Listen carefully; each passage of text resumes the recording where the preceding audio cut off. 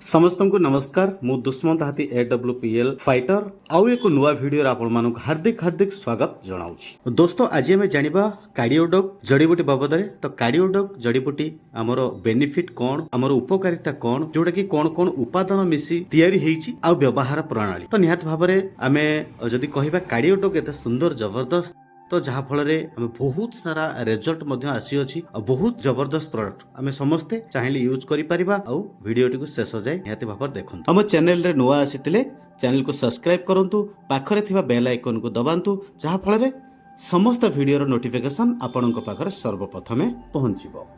आमे भी जानिबा कार्डियोडॉग कौन कौन उपादान मिसी तैयारी हेची तो जोटा कि प्रथम देखिबा एलोवेरा रस त्रिफला रस अर्जुन छाल अशोक छाल डालचीनी गुगुल तापरे जटामांसी तो यही सब उपादान मिसिकी जेहेतु तैयारी हेची तो हार्ट जनित समस्या में जबरदस्त काम दौची।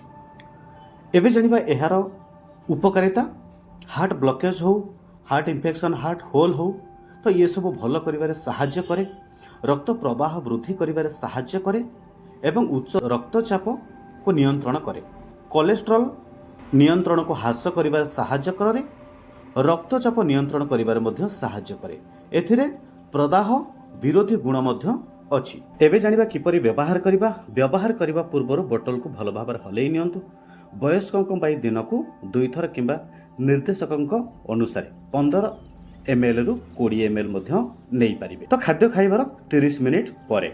आशा करुछि आज वीडियो आपण किछि उपयोगी तथ्य पाइथिबे। जदि यही भिडियोटी आपको भल लगी था तेबे लाइक करंतु आपणक सांग मानक सह शेयर करंतु एवं यही भली स्वास्थ्य सचेतनता मूलक वीडियो पई आम चैनल को सब्सक्राइब करी बेल आइकन को दबातु। धन्यवाद। जय जगन्नाथ।